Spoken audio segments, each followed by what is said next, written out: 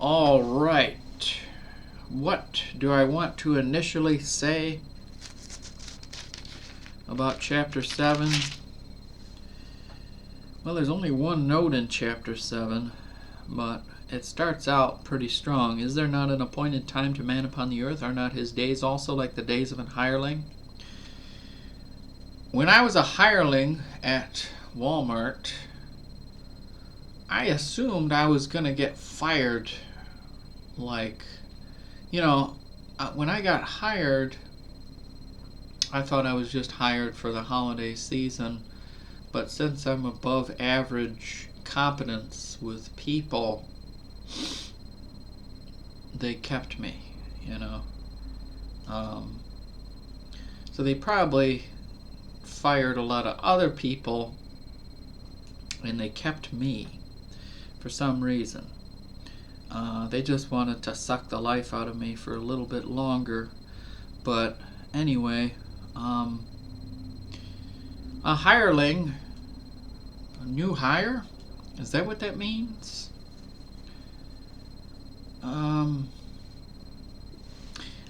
I think in my current job that was my attitude also. I was like, well, I'll get hired for the holiday season, and now I'm a manager, and I've been there a long time, so I don't know. But is that, you don't know, like, when somebody is just going to do a drive-by shooting on you. I don't know the kinds of thieves coming into my store and then I directly confront them like a moron, and he's got like an Uzi underneath his jacket and he's angry. I've seen some guys at night that really do look like they have a double-barrel shotgun underneath their coat, and they look really scary. They loot the deodorant, and then you go out there to try to get their license plate, and I see a car that's like, it looks like a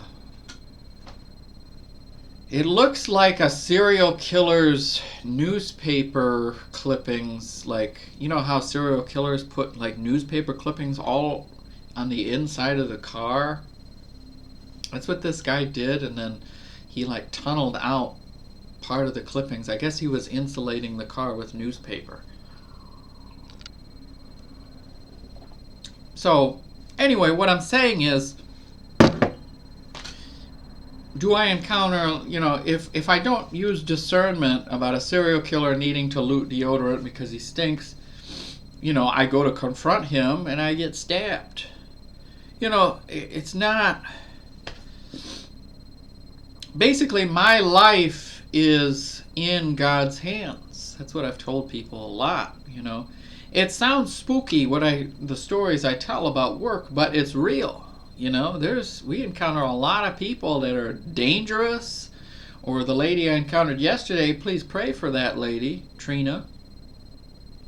She's sick as a dog. Like, she is sick. Her kids are all sick. Pray for that family. And I think she got me sick. I'm not feeling too good. This coffee I think it's helping a little bit here. But you can feel the sore throat coming on, so I'm probably caught her cold. Well, hopefully a mild version of whatever she had. What she was talking to me was not good. Anyway, what I'm saying is, in that first verse, our time on this earth is, who can predict it? It's so fast.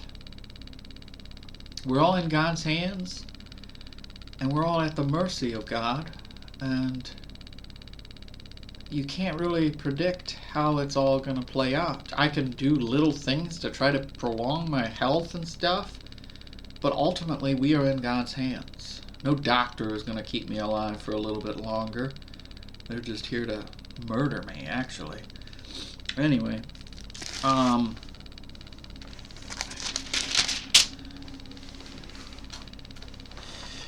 bitterness. That's me. I underlined a few things here.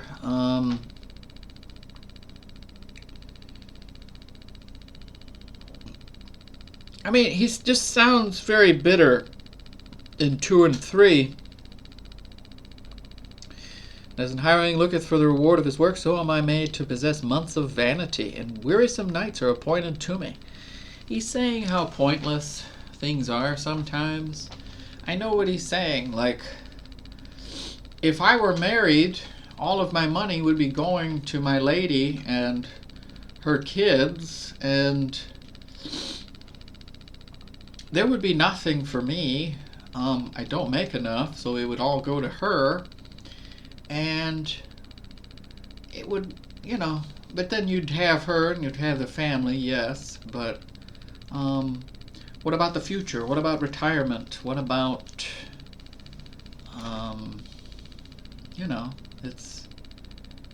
what's the point? Well, I guess it's the kids now. It's not about me anymore. Once you have kids, it should all be about the kids, really. My opinion anyway. I don't have any kids, so but look at Job here. He's lost his kids, he's lost his family, he's lost his property, he's lost his business. It's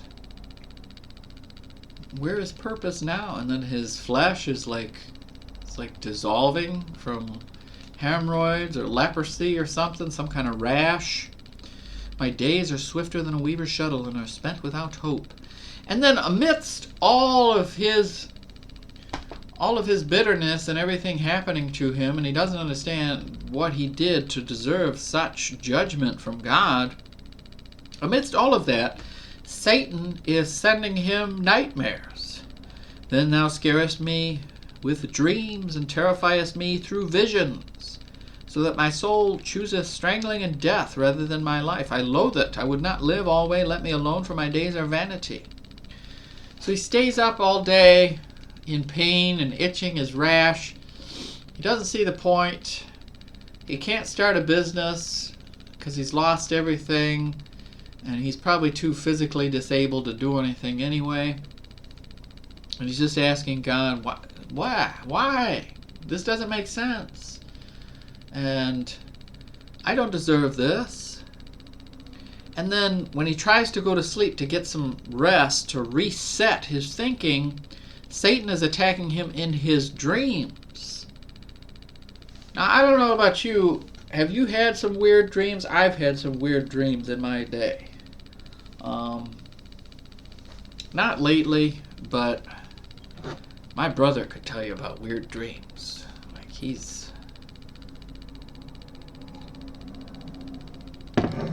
So, you're trying to get some rest, and Satan is attacking you in your dreams, so it's probably causing him to... I've had, moments where I'm super tired, but I'm, so tired that when I start to fall asleep, I immediately wake up. You had that?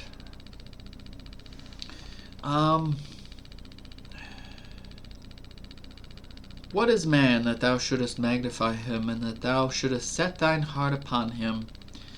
In the end, you think like that, he's been through all this, and he just wonders if God has forgotten him. Okay, that's the last point. Why does God care about each and every one of us when, we're one person out of however many people are on the planet, It's just incredible.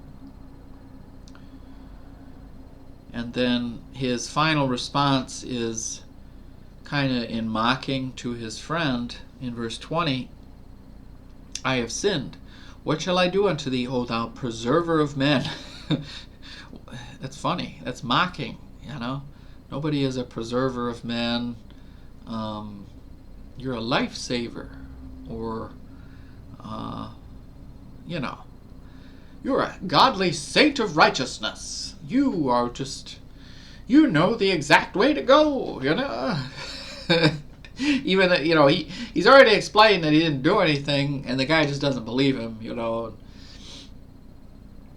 So he's hoping for positive advice, but he gets, it's almost like a mocking from these three friends. And we're about to get Bildad in the next chapter.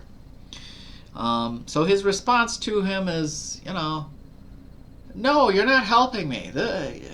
No, I did not do this or do that, I just want to understand why God is judging me, And why dost thou not? And then the final verse is like the cherry on top. If I did do something, why don't you forgive me? Why can't you forgive me for what I've done? Whatever it was, I still don't know what I did, but how are you? You're behaving like Fox News. You just complain about liberals and communists, but you don't have a solution. What is his name? Eliphaz Fox News. You're Eliphaz Fox News. You present no solution. You just complain about everything. And where's the solution? The solution is to balance the budget. The solution is to do something. Do something! No, we're Fox News. We're just here to gaslight you every chance we can, That's what these guys are gaslighting him. Like, you're not presenting a solution. You're just complaining about garbage. Thank you.